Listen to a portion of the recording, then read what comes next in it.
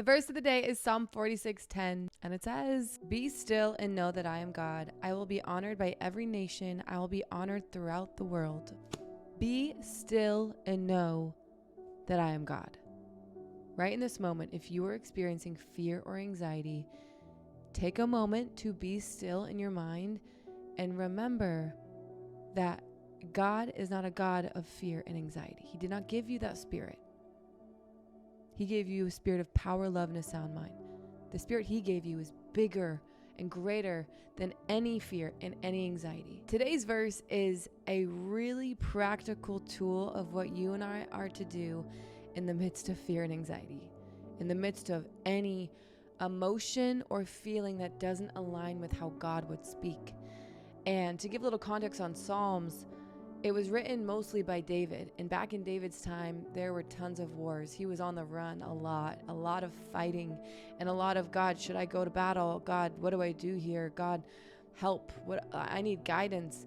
And I think when we're in the midst of battle, it's easy to be like, oh, I'm outnumbered. Oh, I don't know if we're going to make it. Oh, what if this? What if that? Am I enough to fight this giant? And so these thoughts can swarm our mind as they do today as well. And I believe today's verse is a really practical tool for you and I to quiet our thoughts and shift them to the one who speaks truth. Shift them to the one who will give you the strength to fight this battle. Shift them to Jesus, because when we take our eyes off of the circumstance and onto the one who can get us through the circumstance, that's when we're going to walk on water. That's when we're going to maintain our strength and our confidence, because we know it's not going to be just us. When we focus on it just being us that has to fight this battle, that's when fear and anxiety and worry come, because we have to depend on our strength. And if we have those lies filtering into our mind, we're not going to feel very confident and very bold to face the giant or the battle.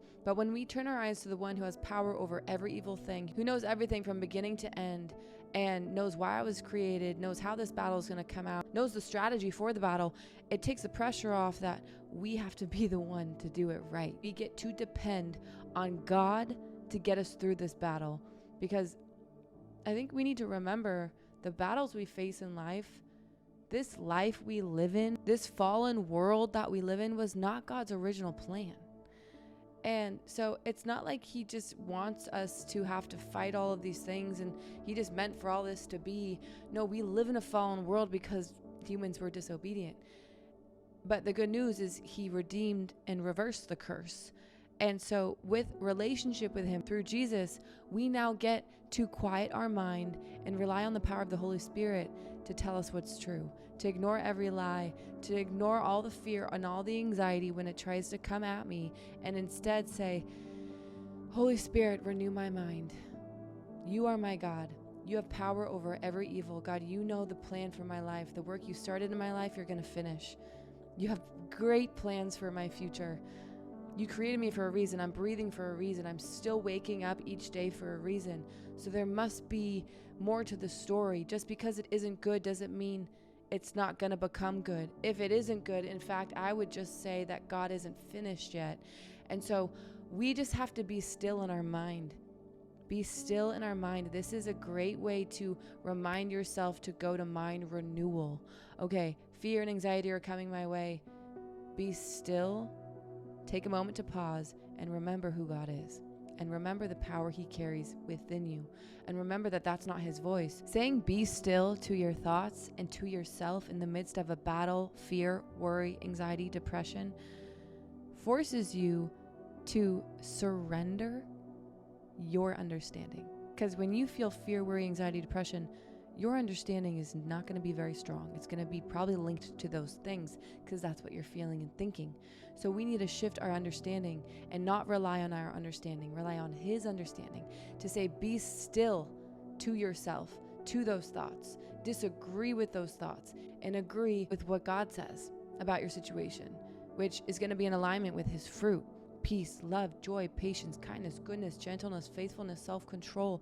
That's God's character. That's God's voice. When we have fear, worry, anxiety, depression, all of that is not his character, right?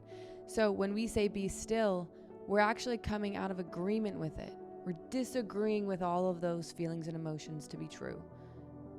We're feeling it. That's a real feeling, but it doesn't mean it's speaking truth. Saying be still to yourself and to your thoughts and your emotions when they're out of whack is a really great way to surrender, to let go of control and let God take control. Because when we say be still to those things, we're allowing God area to speak and move.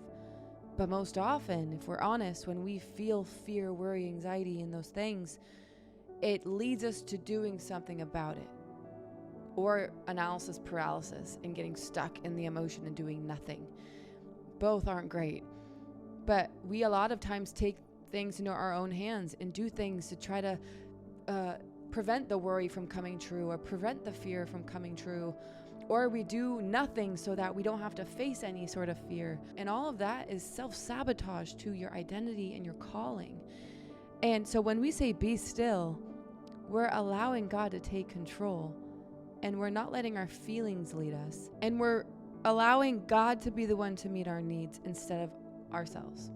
Because when we try to meet our own needs, we do things out of fear and worry and anxiety. And when that's our motive, it's not being led by God. But of course, God can use all of it for good. So don't listen to that and say, oh, any choice I've made in my life with fear and anxiety, I'm doomed and running away from God. No, He uses it all, right? But there is opportunity to always be led by love, to be led through a pure motive, to be led by what God is saying, to be still and focus on God's voice through all of our decision making. And this is a practice we should have. When we have any decision to make, any decision, it's I think wise to be still and go to God. It makes me think of the olden days in the Old Testament. Many times they would ask God and be like, God, do you want us to go to battle?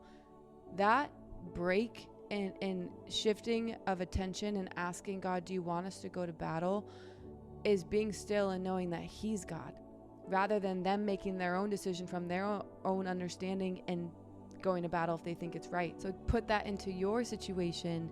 When any battle comes your way, be still. God, what do you want me to do in the midst of this battle? Is it simply just rewire my brain?